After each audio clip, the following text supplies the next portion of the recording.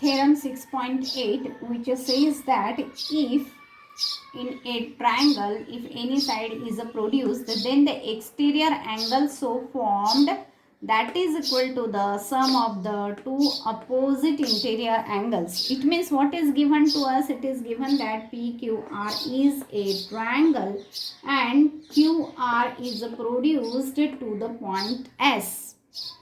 This is given to us. We have to prove that angle 4, this much angle, that is equal to angle 1 plus angle 2. So for that proof, just now we have proved the theorem, that is sum of all interior angles of a triangle is 180 degree. So according to that, we can write down that angle 1 plus angle 2 plus angle 3 is equal to 180 degree. Now one more thing we can see here, that this exterior angle and this interior angle, they are, because this line is produced, so we can see that QS is a line and hence the sum will be 180 degree. They are forming linear pair.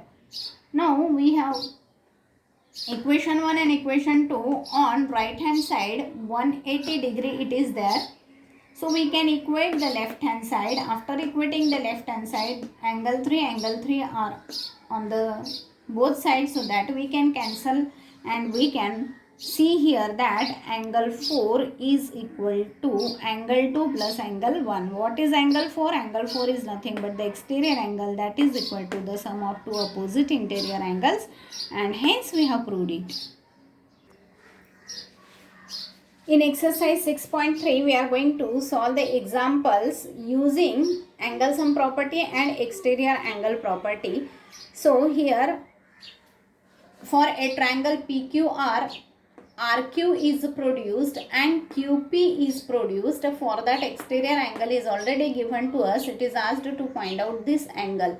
So we can find out this angle. Before that, we can find out angle X, which is the angle QPR. Now, here we can see it is forming linear pair. Okay. So we can find out X will be equal to 180 minus 130 degree. Okay. And this is 110 is the exterior angle. So this angle should be equal to the sum of this angle and this angle. So we can find out angle PRQ, that is equal to 65 degree. Now next, for the triangle XYZ, some of the measurements are already given. This is given 60 degree and this angle is given 54 degree. Now further it is given YO and ZO, these are the bisectors. Bisector means what? The angle gets divided into two equal parts. Okay. So angle OYZ, that will be half of the angle Y, and angle OZY, that will be half of the angle Z. Now here first we can find out what is the measurement of the angle Z. So for that we have used here the interior angle. Sum of all the interior angles is 180 degree and we got the measurement of angle Z. Now half of the Z, that will be equal to this angle, and this is asked that we got a 32 degree. Now next we can see in triangle OYZ.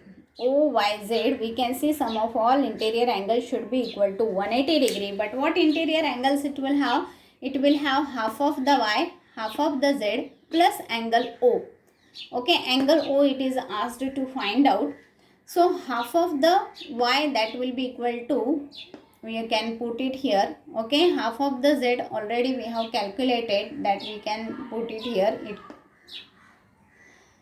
After subtracting this from 180 degree, we will get the measurement of angle O. Now in third question,